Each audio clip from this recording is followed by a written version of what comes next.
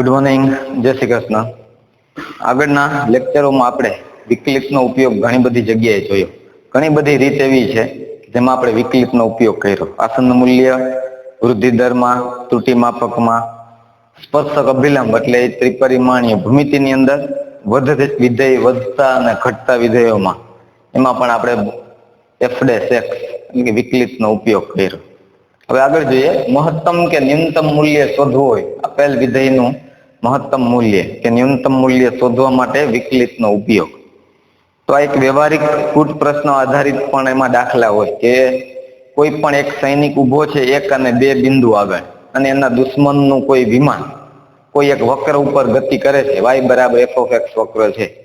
તો દુશ્મનનું વિમાન 1 અને 2 થી ન્યૂનતમ અંતરે આવેલું હોય ત્યારે એ ગોળી એના ઉપર ચલાવે તો એ ન્યૂનતમ અંતર શોધો, એટલે કે આ ન્યૂનતમ કિંમત છે. આ જ રીતે મહત્તમ ઊંચાઈ કેટલી હોય, આવા પ્રશ્નો હોઈ શકે. એટલે કે આ બધા વ્યવહારિક પ્રશ્નોને ઉકેલવા માટે મહત્તમ કે ન્યૂનતમ મૂલ્ય આપણે શોધવા માટે વિકલિતનો ઉપયોગ કરવો છે. તો આ કૂટ પ્રશ્નનો જવાબ કેવી રીતે શોધવો એના માટેની આ રીત છે. અથવા સીધા તમને એલ્જિબ્રિક ઇક્વેશન આપેલા હોય, બેઝિક ઇક્વેશન કે બેઝિક સમીકરણ આપેલા હોય, એની મહત્તમ કિંમત કેટલી થાય, ન્યૂનતમ કિંમત કેટલી થાય આપેલા અંતરાલમાં, એના માટે આપણે વિકલિતનો ઉપયોગ મેળવવાનો છે. મહત્તમ કે ન્યૂનતમ શોધવા માટે વિકલિતનો ઉપયોગ. મહત્તમ મૂલ્ય 2 પ્રકારના હોય, એક સ્થાનીય મહત્તમ, વૈશ્વિક મહત્તમ. સ્થાનીય એટલે કોઈ એક બિંદુ આગળ મહત્તમ હોય, વૈશ્વિક એટલે બધાયમાંથી મહત્તમ કેટલું મૂલ્ય મળતું હોય. ન્યૂનતમ મૂલ્ય સ્થાનીય ન્યૂનતમ હોય કે વૈશ્વિક ન્યૂનતમ હોય. એટલે કે ન્યૂનતમ મૂલ્ય આ 2 પ્રકારના. વૈશ્વિક એટલે બધાયમાંથી નાનામાં નાનું શું છે એ વૈશ્વિક. સ્થાનીય ન્યૂનતમ એટલે કોઈ એક પોઈન્ટ આગળ, કોઈ એક બિંદુ આગળ તમને સ્થાનીય ન્યૂનતમ મળે છે. તો સ્થાનીય મહત્તમ મૂલ્ય કે સ્થાનીય ન્યૂનતમ મૂલ્ય શોધવું હોય તમારી પાસે 2 એવી કસોટીઓ છે જેને વિકલિત કસોટી કહેવાય. એક પ્રથમ વિકલિત કસોટી અને દ્વિતીય વિકલિત કસોટી. આ 2 વિકલિત કસોટીનો આનો ઉપયોગ થાય અને મહત્તમ કે ન્યૂનતમ મૂલ્ય શોધી શકાય. દ્વિતીય વિકલિત કસોટીનો ઉપયોગ કરીને પણ સ્થાનીય મહત્તમ કે સ્થાનીય ન્યૂનતમ તમે મેળવી શકો. તો પ્રથમ વિકલિત કસોટી શું કહે છે? તો એના માટે કોઈ વિધેય છે એ આપેલા અંતરાલ ઉપર વ્યાખ્યાયિત છે, a થી b ના અંતરાલ ઉપર વ્યાખ્યાયિત છે, તથા c એ એવી કોઈ સંખ્યા કે જે આપેલા અંતરાલ માંથી લીધેલી હોય, એટલે કે a અને b વચ્ચે આવતી હોય, a b વચ્ચે કોઈ c સંખ્યા આવતી હોય, એ f ની નિર્ણાયક સંખ્યા છે. હવે નિર્ણાયક સંખ્યા એટલે શું એ મુદ્દો આવે. નિર્ણાયક સંખ્યા કોને કહેવાય? નિર્ણાયક સંખ્યા માટે કોઈ પણ પ્રદેશ ઉપર ડોમેન ઓફ ફંક્શન df, કોઈ પણ પ્રદેશ ઉપર વ્યાખ્યાયિત વિધેય f, આના માટે જો કોઈ c એ એના પ્રદેશમાં આવેલી કિંમત હોય, c એટલે કોઈ પણ કિંમત વિધેયના પ્રદેશમાં આવેલી છે, તો એના માટે f' c બરાબર 0 થાય. એટલે કે આપણે વિધેયનું વિકલન કરીને f' c બરાબર 0 થાય તો c ની કઈ કિંમત મળે છે એ, તથા વિધેય f એ x બરાબર c આગળ, એટલે કે c ની કોઈ કિંમત એવી છે કે જેના આગળ વિધેય વિકલનીય ન હોય, એટલે કે f' નું અસ્તિત્વ ન હોય, એવી કિંમત કે જે df એના પ્રદેશ ઉપર હોય, એટલે કે પ્રદેશમાં આવેલી હોય, તો c ની કઈ કિંમત f' c બરાબર 0 થાય એ કિંમત, અથવા x બરાબર c આગળ, એટલે કે c ની જે કિંમત છે એના આગળ વિધેય f એ વિકલનીય નથી. વિકલનીય નથી એટલે શું? f' નું અસ્તિત્વ ન હોય એવી કિંમતો વિધેયની નિર્ણાયક સંખ્યા કહેવાય. નિર્ણાયક સંખ્યા એટલે f' x બરાબર 0 લઈને x જે મળે એ તમારી નિર્ણાયક સંખ્યા. વધુમાં એવો પ્રદેશ આપેલો છે કે x ની એ કિંમત આગળ વિધેય વિકલનીય ન હોય. વિકલનીય ન હોય એટલે f' નું અસ્તિત્વ ન હોય એવી કિંમત કે જે તમારા પ્રદેશમાં આપેલી હોય, તો એ પણ નિર્ણાયક સંખ્યા કહેવાય. તો મહત્તમ મૂલ્ય, ન્યૂનતમ મૂલ્ય, સ્થાનીય મહત્તમ, વૈશ્વિક મહત્તમ, સ્થાનીય ન્યૂનતમ હોય ને વૈશ્વિક ન્યૂનતમ હોય. સ્થાનીય મહત્તમ કે સ્થાનીય ન્યૂનતમ શોધવું હોય તો પ્રથમ વિકલિત કસોટીને મેળવી શકો અને દ્વિતીય વિકલિત કસોટીથી પણ તમે મેળવી શકો. કોઈ પણ કસોટીનો તમે ઉપયોગ કરી શકો છો. એના હવે આના માટેનું એક ઉદાહરણ જોઈએ આપણે નિર્ણાયક સંખ્યા માટે. તો જે નિર્ણાયક સંખ્યા છે એ ધારો કે કોઈ પણ વિધેય f of x બરાબર x ની 2/3 ગુણ્યા 4 minus x belongs to 4 plus r plus માંથી લેવાના x યોગ 0 એટલે 0 લેવાય. તો પેલા તો સાદુરૂપ આપી દઈએ હજી અને અંદર ગુણાવી દઈએ તો 4 ગુણ્યા x ની 2/3 માઇનસ x ની 2/3 અને x ની 1 ઘાત આવું લખાય. આ વિધેય f of x ની 2/3 ને આપણે શું કર્યું છે અંદર ગુણાવ્યા છે. તેથી વિધેય f of x બરાબર 4 ગુણ્યા x ની 2/3 માઇનસ આ x ની 1 ઘાત ને આ 2/3 ઘાત સરવાળો કરી દે એટલે આ શું થઈ જશે ઘાતનો સરવાળો બે ગુણાકારમાં છે એટલે 2/3 પ્લસ 1 3 લસાવ એટલે 5/3. હવે આનું વિકલન સરળતાથી મેળવી શકાય.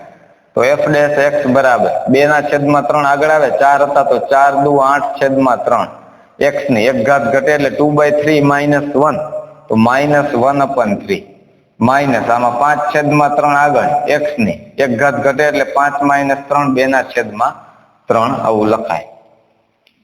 તો f ડેશ x બરાબર આ 8/3 ગુણ્યા આમાંથી તમારે સામાન્ય કાઢવા હોય તોય કિંમત સામાન્ય કાઢી શકાય. 1/3 કિંમત સામાન્ય કાઢી લે બે માંથી તો 8/, x ની માઇનસ 1/3 એટલે 8/x ની પ્લસ 1/3 આને છેદમાં લખ્યા માઇનસ 1/3 સામાન્ય છે એટલે 5 ગુણ્યા x ની 2/3. તો f ડેશ x બરાબર 1/3 ઇન્ટુ અહીંયાથી 8 માઇનસ લસા લઈએ તો 5 ગુણ્યા x ની 2/3 અને x ની 2/3 ને આ લસા લઈએ x ની 1/3 બે આધાર સરખો ઘાતનો સરવાળો એટલે 2/3 પ્લસ 1/3 3/3 એટલે અહીંયા કેટલી ઘાત થઈ જાય 1 ઘાત x ની 1/3. તો f ડેશ x બરાબર 1/3 8 માઇનસ 5x છેદમાં 1/3 ઘાત કેના બરાબર f ડેશ x બરાબર આપણે શું શોધવું છે નિર્ણાયક સંખ્યા. તો વિધેય f માટે એનો પ્રદેશ df ડોમેન ઓફ ફંક્શન કોઈ c એ એના પ્રદેશમાં આવેલી કિંમત હોય તો f ડેશ c બરાબર 0 લ્યો ઈ અથવા f વિધેય x બરાબર c આગળ તો c એ એના પ્રદેશમાં આવતી કિંમત કોઈ હોય એના આગળ વિકલનીય ન હોય તો c ની જે કિંમત મળશે એ શું કહેવાય f ની નિર્ણાયક સંખ્યા કહેવાય. અહીંયા આપણે f ડેશ x જ લીધું છે તો f ડેશ x બરાબર 0 થાય ઈ બધું f ડેશ x બરાબર 0 થાય એટલે કે 1/3 8 માઇનસ 5x છેદમાં x ની 1/3 ઇઝ ઇક્વલ ટુ 0. આ બધા પદને આ બાજુ લઈ જઈએ 0 થઈ જાય તો 8 માઇનસ 5x બરાબર 0 5x બરાબર 8 હોય તો x બરાબર 8/5 તો x બરાબર 8/5 આ એક કિંમત મળી f ડેશ x બરાબર 0 ઉપરથી. એ જ રીતે f ડેશ c બરાબર 0 હોત જો c લીધું હોત તો c ની કિંમત આપણને મળે. તો આ નિર્ણાયક સંખ્યા તો છે જ તમારે એટલે એક નિર્ણાયક સંખ્યા મળી ગઈ 8/5. સાથે સાથે આ શરત જોઈ લેવાની f ડેશ c બરાબર 0 થાય તો એના માટે આ નિર્ણાયક સંખ્યા મળી. પરંતુ અહીંયા એવું કીધું છે કે x ની એવી કિંમત લેવાય કે જેના આગળ વિધેય વિકલનીય ન હોય. વિકલનીય ન હોય એટલે કે f ડેશ x નું અસ્તિત્વ ન હોય. તો આપણી પાસે f ડેશ x નો જવાબ આવો મળે છે. f ડેશ x નો જવાબ આવો મળે છે અને x બિલોંગ્સ ટુ એના પ્રદેશ તરીકે તમે 0 લઈ શકાય એવું કીધું છે. r પ્લસ યોગ 0 તો 0 લેવાય. તો x બરાબર 0 જો અહીંયા મૂકીએ તો f ડેશ x નું અસ્તિત્વ થશે નહીં થાય. તો તમે એવું લખી શકો કે x બરાબર 0 માટે f ડેશ 0 નું x ની જગ્યાએ f ડેશ 0 નું અસ્તિત્વ નથી. એટલે f ડેશ 0 નું અસ્તિત્વ નથી એટલે વિધેય f એ x બરાબર 0 આગળ વિકલનીય નથી. તેથી x બરાબર 0 આ પણ કેવી હોય નિર્ણાયક સંખ્યા હોય. 0 એ નિર્ણાયક સંખ્યા છે અને 8/5 પણ નિર્ણાયક સંખ્યા છે. તો આ બે નિર્ણાયક સંખ્યા મળે. જો અહીંયા ખાલી r પ્લસ જ આપ્યું હોત તો જવાબ ખાલી શું આવે 8/5 આ એક જ નિર્ણાયક સંખ્યા કહેવાય. અહીંયા 0 લેવાય એવું કીધું છે તો 0 માટે f ડેશ x નું અસ્તિત્વ નથી છેદમાં 0 આવે f ડેશ x મળે નહીં એટલે કે વિધેય f x બરાબર 0 આગળ વિકલનીય નથી. તેથી 0 એ પણ શું છે નિર્ણાયક સંખ્યા કહેવાય. બરાબર. તો નિર્ણાયક સંખ્યા અને આ એનો દાખલો ખાલી આટલું પેલા એક નોટ કરી લેજો. પછી આપણે આ પ્રથમ વિકલિત કસોટી શું છે જોઈ.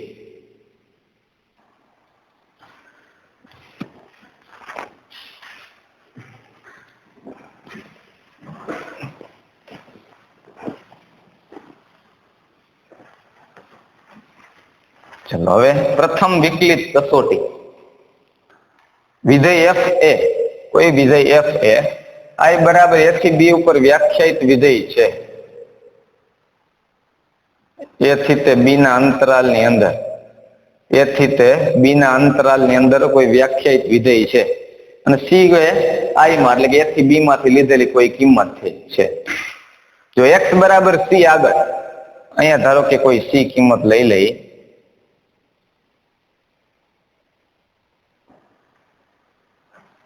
અહીંયા c બિંદુ છે. x બરાબર c આગળ, અહીંયા x બરાબર c આગળ f ડેશ x ના મૂલ્ય, f ડેશ x ના મૂલ્ય એટલે કેવા? f ડેશ x એટલે શું થશે? વિધેયનું વિકલન. a થી b માં કોઈ એવું વિધેય છે કે f ડેશ x ના મૂલ્ય ધન માંથી ઋણ થાય. કોની આગળ? અહીંયા c કિંમત છે એની આગળ. તો આ બિંદુ આગળ f ડેશ x નું મૂલ્ય f ડેશ x, હવે આપણને એ ખબર હોય f ડેશ x એટલે વિધેયનું વિકલન ગ્રેટર ધેન 0 આવતું હોય એટલે શું છે? f dash x greater than 0, greater than 0 આવતું હોય એટલે ધન છે એટલે કે વધતું વિધેય છે. f dash x less than 0, less than 0 એટલે કેવું હોય? ઘટતું વિધેય છે. તો પહેલો મુદ્દો એવો છે કે પહેલો વિકલ્પ એવો છે કે x બરાબર c આગળ f ડેશ x ના મૂલ્ય ધન માંથી ઋણ થાય. ધન માંથી ઋણ થાય એટલે ધન ક્યારે હોય? f dash x greater than 0. ધન હોય એટલે કે વિધેય વધતું હોય. તો આપણે x બરાબર c આગળ a થી b ના અંતરાલમાં શું થાય છે? આ વિધેય વધે છે. આ વધે છે એવું કહેવાય. આ ધન છે, વધે છે એટલે f dash x greater than 0 હશે. અને c થી આ c આગળથી શું થશે? પાછું b સુધી ઘટે, અહીંયાથી ઘટે છે. તો આટલા અંતરાલમાં વધે છે અને c આગળથી ઘટે છે એટલે કે ધન માંથી ઋણ થાય. વિધેય વધે છે એટલે f dash x greater than 0 ધન આવ્યું, અહીંયાથી વિધેય ઘટે છે એટલે ઋણ આવ્યું. તો આ શું બન્યું? ધન માંથી ઋણ થયું. તો આપણને આના ઉપરથી જ ખબર પડી જાય કે વધારેમાં વધારે કિંમત આપણને જે મળે એ ક્યાં મળે? x બરાબર c આગળ જ મળે. એટલે કે આ મહત્તમ મૂલ્ય આપેલ વિધેય જો આવું બન્યું હોત તેનું મહત્તમ મૂલ્ય કોની પાસે મળે? આપણને c આગળ મળે. એટલે કે x બરાબર c કોઈ બિંદુ છે કે x બરાબર c આગળ, એટલે કે c અહીંયા જે બિંદુ હોય એના આગળ f ડેશ x નું મૂલ્ય એ ધન માંથી ઋણ થાય. એટલે કે ધન માંથી ઋણ થાય એટલે કે કોઈ ધન સંખ્યા h માટે આખો અંતરાલ c થી ડાબી બાજુનો અંતરાલ કોઈ h ધન સંખ્યા હોય તો c માઇનસ 1 એટલે કે નજીકની કોઈ કિંમત, આખો અંતરાલ એ a થી b ના અંતરાલ ની અંદર આવેલો હોય.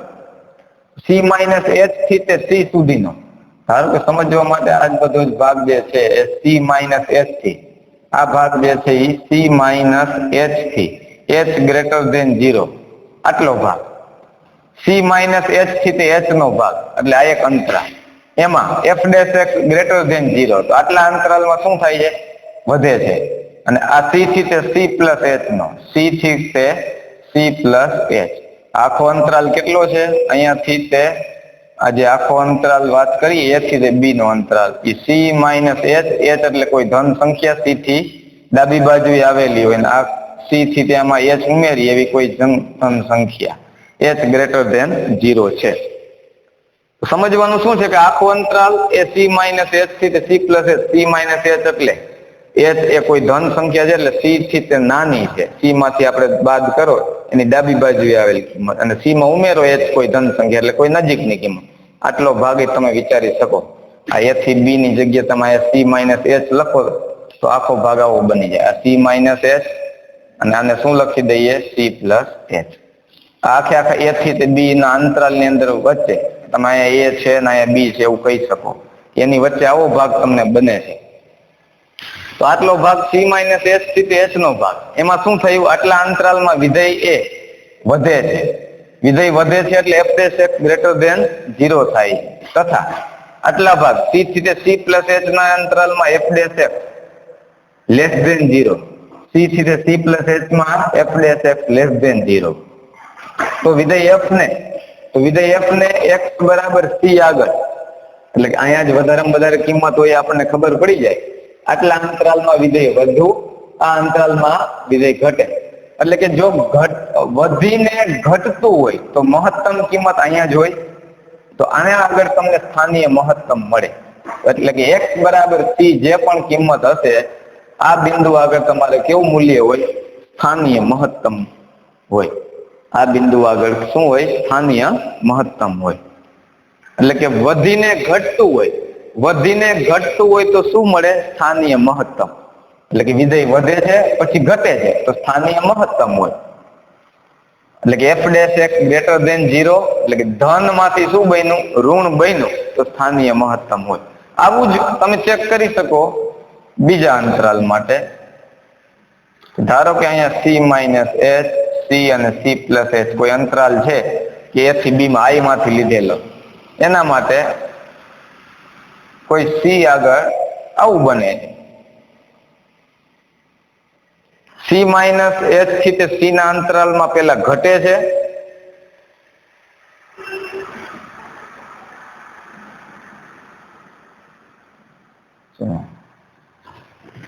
બીજો વિકલ્પ x બરાબર c આગળ f' ના મૂલ્ય ઋણ માંથી ધન થાય. f' ના મૂલ્ય એટલે કે વિધેયનું વિકલન ઋણ આવે એટલે કે ઘટે. f' લેસ ધેન 0 તો f' લેસ ધેન 0 એટલે ઘટે અને પછી વધે તો ઋણ માંથી ધન થાય. ઘટીને વધે એટલે કે ઋણ માંથી શું થયું હશે? ધન. તો અહીંયા ઘટે છે એટલે f' ની કિંમત લેસ ધેન 0 હશે.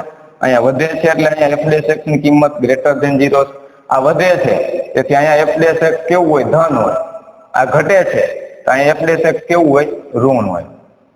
તો આના ઉપરથી તમે એવો અંદાજો લગાવી શકો આટલા અંતરાલમાં વધે છે f' ગ્રેટર ધેન 0 હતો, આ અંતરાલમાં ઘટે છે એટલે f' લેસ ધેન 0 છે. ગ્રેટર ધેન 0 હોય તો વિધેય વધે, લેસ ધેન 0 હોય તો વિધેય ઘટે. તો વધીને ઘટે તો અહીંયા મહત્તમ જ હોય.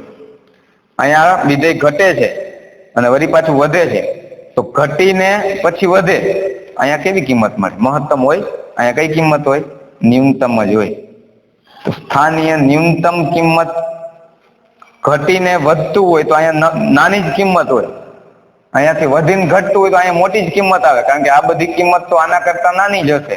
તો આ સ્થાનીય મહત્તમ મળે. વધીને ઘટે તો મહત્તમ, ઘટીને વધે તો ન્યૂનતમ. બીજો વિકલ્પ ઈ જ છે x બરાબર c આગળ f' ના મૂલ્ય ઘટે છે એટલે કે આ ઋણ માંથી ધન થાય. ઋણ માંથી ધન થાય એટલે કે આટલો અંતરાલ જે છે c - h થી તે h નો અંતરાલ, એટલે કે c માંથી એક નજીકની કિંમત જ આપણે કોઈ બાદ કરીએ તો એનો જે અંતરાલ છે એમાં f' લેસ ધેન 0 એટલે ઘટે છે. c થી c + h ના અંતરાલમાં f' ગ્રેટર ધેન 0, c થી c + h માં f' ગ્રેટર ધેન 0. તો f ને x બરાબર c આગળ એટલે કે આ બિંદુ c જે હોય એના આગળ શું મળે? સ્થાનીય ન્યૂનતમ મૂલ્ય હોય. સ્થાનીય ન્યૂનતમ હોય. આના આગળ આ બિંદુ આગળ કયું હોય? સ્થાનીય મહત્તમ હોય. તો આ બે વસ્તુ બહુ જ યાદ રાખવા જેવી છે કે વધીને ઘટે મહત્તમ મળે, ઘટીને વધે તો ન્યૂનતમ મળે. તો સ્થાનીય મહત્તમ છે અને આ સ્થાનીય ન્યૂનતમ છે. હવે અમુક આલેખ એવા પણ આવે કે ધારો કે કોઈ ઘટીને અહીંયાથી આ ધારો કે કોઈ આલેખ આવો બને છે અહીંયાથી ઘટે છે અને પછી સતત ઘટે છે એટલે નિશાની બદલાય નહીં. નિશાની તમારી બદલાતી ન હોય એટલે કે સતત કદાચ આવું બને કે સતત ઘટતા હોય તો ઘટતા જ જાય. એટલે કોઈ બિંદુ આગળ જે અહીંયા ધારો કે 0 0 બિંદુ હોય તો 0 બિંદુ આગળ અહીંયા ઘટે છે પણ ઘટીને વધતું નથી, સતત આ ઘટે જ છે એવું જ આવે. એટલે કે નિશાની જ્યારે બદલાતી ન હોય, ધન માંથી ઋણ કે ઋણ માંથી ધન થતું ન હોય તો એના એ બિંદુ આગળ સ્થાનીય એવા બિંદુ આગળ સ્થાનીય મહત્તમ છે કે ન્યૂનતમ છે એવું મળે નહીં. ત્રીજો વિકલ્પ આ જ છે કે x બરાબર c આગળ તેના મૂલ્યો બદલાય નહીં. મૂલ્ય ન બદલાય એટલે શું? અહીંયા શું થતું હતું કે x બરાબર c આ બિંદુ આગળ શું થયું કે પેલા વધ્યું અને પછી આ બિંદુ આગળથી પછી ઘટે છે, એટલે કે વધીને ઘટે છે તો આ બિંદુ એ મહત્તમ હતું. x બરાબર c આગળ અહીંયા પેલા ઘટ્યું અહીંયાથી અહીંયા સુધી અને ઘટીને પાછું વધ્યું તો નિશાની બદલાણી કેવી? આ ઋણ માંથી ધન થઈ આ બિંદુ આગળ તો આ ન્યૂનતમ મળ્યું. આ બિંદુ આગળ ધન માંથી ઋણ થઈ f' x ગ્રેટર દેન 0 માંથી હવે c બિંદુ આગળથી શું થશે f dash x less than 0, એટલે કે વધીને ઘટે છે તો મહત્તમ મળ્યું, ઘટીને વધે છે તો ન્યૂનતમ મળ્યું. પણ કોઈ એવું બિંદુ હોય કે અહીંયા બિંદુ ધારો કે કોઈ એવું બિંદુ ધારી લીધું છે કે અહીંયાથી કે અહીંયા સુધી ઘટે છે, ફરી પાછું ઘટીને વધતું નથી, ફરી પાછું ઘટે જ છે, એટલે કે નિશાની બદલાતી નથી, ઘટીને વધતું નથી, ઘટીને શું થાય છે ફરી પાછું આગળ ઘટે જ છે. તો જ્યારે ધન માંથી ઋણ કે ઋણ માંથી ધન ન થાય તો એવા બિંદુઓ આગળ સ્થાનીય મહત્તમ કે સ્થાનીય ન્યૂનતમ મળે નહીં. એટલે કે આવું બને કે આ જે છે એ વધે છે તો હવે વધતું જ જાય, આ બિંદુ આગળ ક્યાંય તમને હવે ઘટતું નથી એવું બનતું નથી, તો અહીંયા કોઈ બિંદુ આગળ સ્થાનીય મહત્તમ કે ન્યૂનતમ મળે નહીં. એવું જે બિંદુ હોય એવા બિંદુને નતિ બિંદુ કહેવાય. કેવું બિંદુ કહેવાય? નતિ બિંદુ કહેવાય. એટલે કે x બરાબર c આગળ એના મૂલ્ય ધન માંથી ઋણ કે ઋણ માંથી ધન ન થાય તો વિધેય f ને આ જે x ની કિંમત જે હશે એમાં સ્થાનીય મહત્તમ કે સ્થાનીય ન્યૂનતમ મૂલ્ય મળશે નહીં. આવા બિંદુને શું કહેવાય? નતિ બિંદુ કહેવાય. એટલે કે y બરાબર x ક્યુબ નો આલેખ આવો આવે, y બરાબર x ના ઘનનો. તો અહીંયાથી આપણે અહીંયા સુધીનો વિચાર તમે કરો તો આ જ ઘટે છે અથવા આટલી કિંમત માટે વધે છે, કોઈ કિંમત અહીં અંતરાલ લઈ લઈએ આપણે, આટલી કિંમત માટે વધે છે એવું કહેવાય. પણ અહીંયાથી કારણ કે આપણે કિંમત ડાબી બાજુથી જમણી બાજુ મૂકતા હશું, પણ આ 0 0 આગળ વળી પાછું શું છે? ઘટે જ છે. 0 આગળ ઘટે છે, કારણ કે આવું નથી બનતું કે અહીંયા ઘટે અને વળી પાછું વધે, એવું બનતું નથી. તો જ્યારે જ્યારે નિશાની બદલાય નહીં ત્યારે શું હોય? આ જે બિંદુ 0 છે એ 0 એ નતિ બિંદુ છે. આ 0 આગળ સ્થાનીય મહત્તમ મૂલ્ય મળે કે સ્થાનીય ન્યૂનતમ મૂલ્ય મળે આવું કહી શકાય નહીં. તો આ 3 વિકલ્પ છે એવા. પહેલી વિકલિત કસોટી શું દર્શાવે છે? કોઈ બિંદુ આગળ વધીને ઘટતું હોય તો મહત્તમ સ્થાનીય મહત્તમ મૂલ્ય એ બિંદુ આગળ મળે. કોઈ બિંદુ આગળ ઘટીને વધતું હોય એટલે કે ઘટીને વધે એટલે કે નિશાની બદલાય, ઋણ માંથી ધન થાય, ઘટવું એટલે ઋણ હોય, f dash x less than 0 હોય, ઋણ માંથી ધન થાય, f dash x greater than 0 થાય, તો એ બિંદુ આને સ્થાનીય ન્યૂનતમ હોય. ધન માંથી ઋણ થાય તો એ બિંદુ આગળ સ્થાનીય મહત્તમ હોય. પણ એ બિંદુ આગળ ઘટતું હોય તો ઘટતું જ જાય અથવા વધતું હોય તો વધતું જ જાય, એટલે કે નિશાની જો બદલાય નહીં તો એવા બિંદુને નતિ બિંદુ કહેવાય. તો આ 3 વિકલ્પ એ છે. બરાબર. હવે અમુક સમય આવું પણ હોય, આ જે આલેખ છે એ આવી રીતે હોય.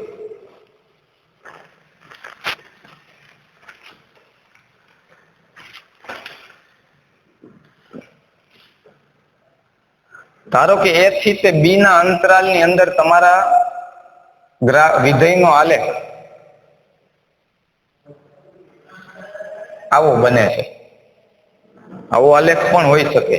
તો એક કરતા વધુ બિંદુ એ સ્થાનીય મહત્તમ કે સ્થાનીય ન્યૂનતમ આપણે આમાં જોઈ શકીએ. એક અલગ અલગ જગ્યાએ તમને અલગ અલગ કિંમત મળે.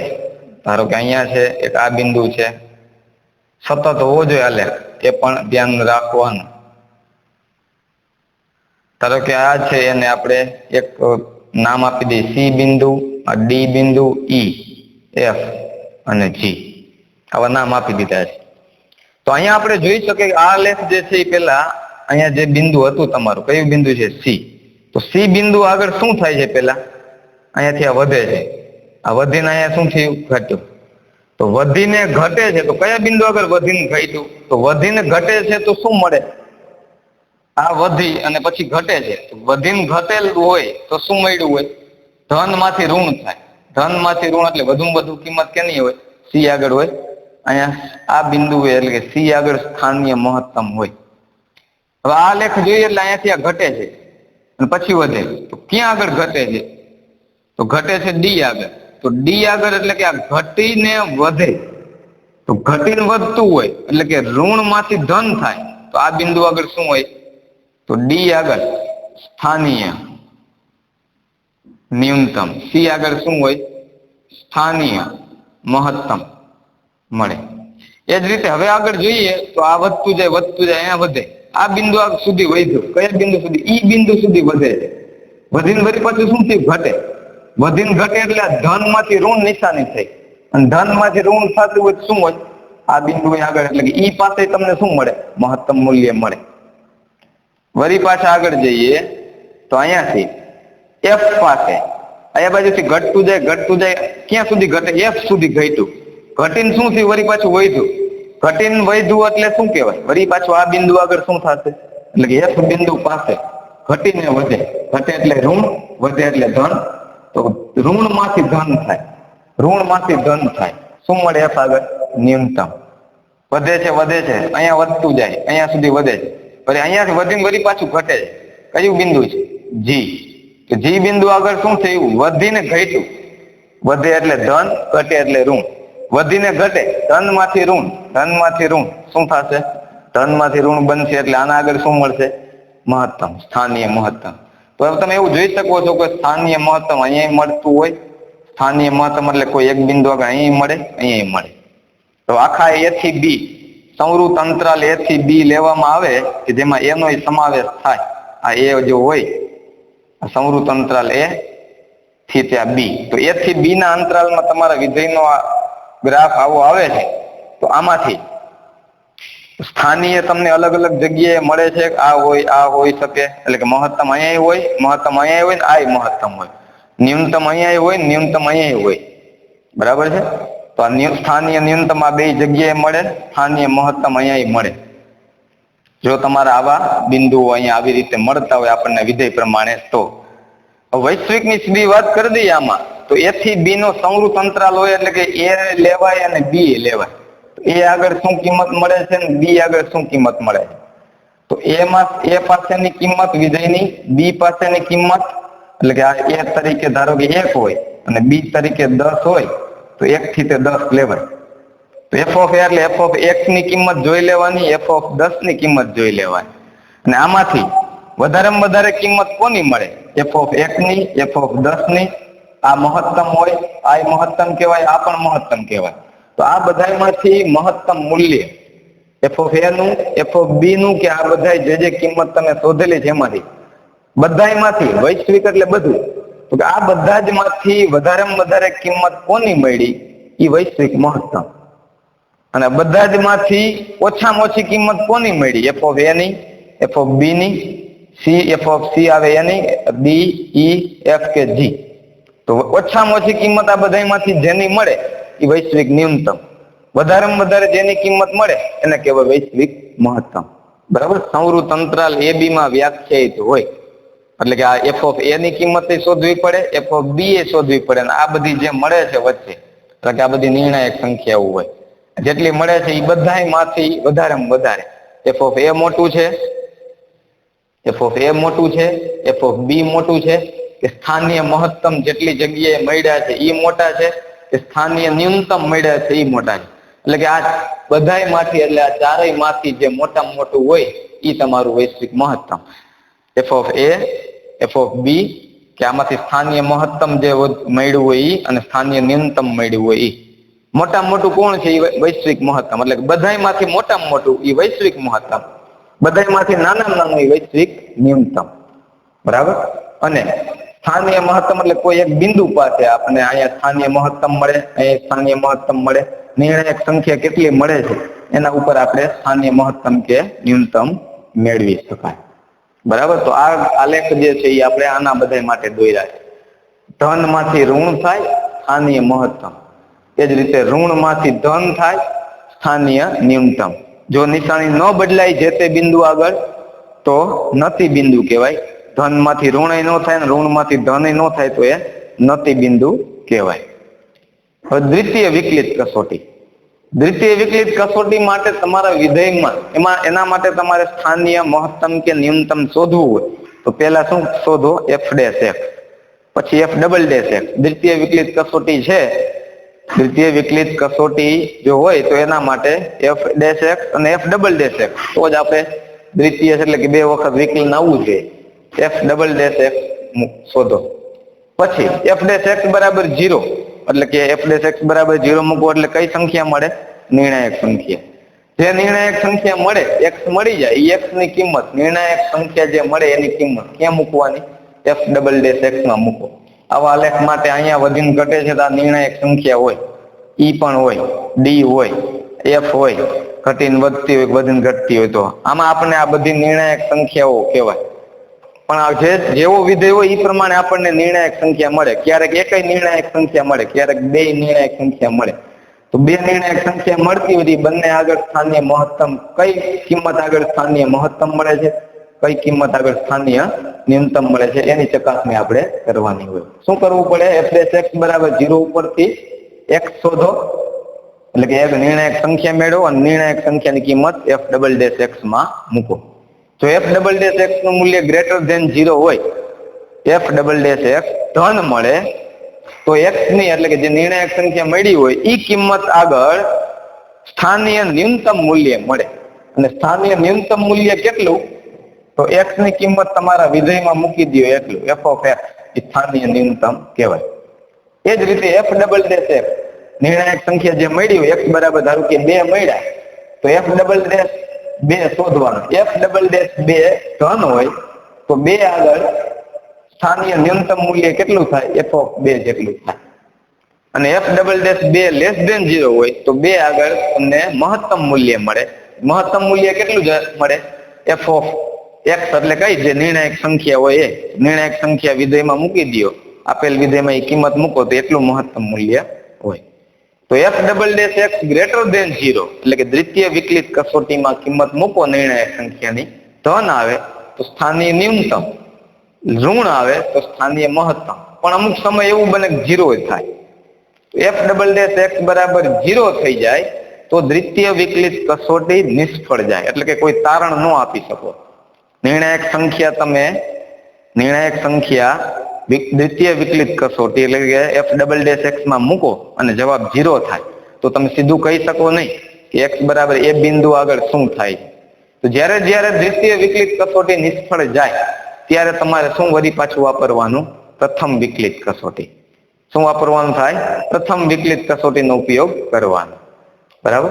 એટલે કે જ્યારે કોઈ પણ બિંદુ આગળ દ્વિતીય વિકલિત કસોટી નિષ્ફળ ગઈ હોય તો પ્રથમ વિકલિત કસોટીનો ઉપયોગ કરો. અને પ્રથમ વિકલિત કસોટી શું કહે છે કે કોઈ બિંદુ આગળ એની નજીકની કિંમત આ c છે અહીંયા, તો c થી કોઈ ધન કિંમત માટે શું છે તો કે નિશાની તમારી ધન માંથી ઋણ થાય તો વધતું હોય, ઋણ માંથી ધન થાય તો ધન માંથી ઋણ થાય તો અહીંયા મહત્તમ મૂલ્ય મળતું હોય, અને ઋણ માંથી ધન થાય તો અહીંયા ન્યૂનતમ મૂલ્ય મળતું હોય. પણ બે માટે જો ઋણ જ આવે એટલે કે સતત ઘટતું જ હોય એવું થાય, અથવા સતત વધતું જ હોય, તો અહીંયા તમારી નિશાની બદલાય નહીં, તો એ નતી બિંદુ કહેવાય. બરાબર? જ્યારે f" 0 થાય તો શું વાપરવાનું? પ્રથમ વિકલિત કસોટીનો ઉપયોગ કરવાનો થાય. બરાબર? વૈશ્વિક મૂલ્યમાં શું કીધું છે? સંવૃત અંતરાલ ab માં વ્યાખ્યાયિત હોય તો વૈશ્વિક મૂલ્ય પ્રાપ્ત થાય. સંવૃત અંતરાલ ab માં વ્યાખ્યાયિત હોય તો વૈશ્વિક મૂલ્ય પ્રાપ્ત થાય. અને એના માટે f એટલે કયો અંતરાલ આપેલો છે વિધેયમાં? a ની કિંમત મૂકો, b ની કિંમત મૂકો, તો f શોધી લ્યો ને f શોધી લ્યો. અહીંયા આપણે 1 થી 10 લીધા હોય તો f શોધવા પડે, b તરીકે 10 હોય તો f શોધવા પડે. f નું મૂલ્ય જેટલું આવે એટલું, f નું મૂલ્ય જેટલું આવે એટલું, એની અંદર આવતા સ્થાનીય મહત્તમ જેટલા હોય, સ્થાનીય ન્યૂનતમ જેટલા હોય બધાયનું, જેનું મૂલ્ય બધાયમાંથી વધારે એ વૈશ્વિક મહત્તમ, એટલે કે મેક્સિમમ ઓફ f સ્થાનીય મહત્તમ કે સ્થાનીય ન્યૂનતમ. આ બધાયમાંથી મોટામાં મોટું કોણ? f કે અંદરમાંથી બધાયમાંથી મોટામાં મોટું જે હોય એ સ્થાનીય વૈશ્વિક મહત્તમ.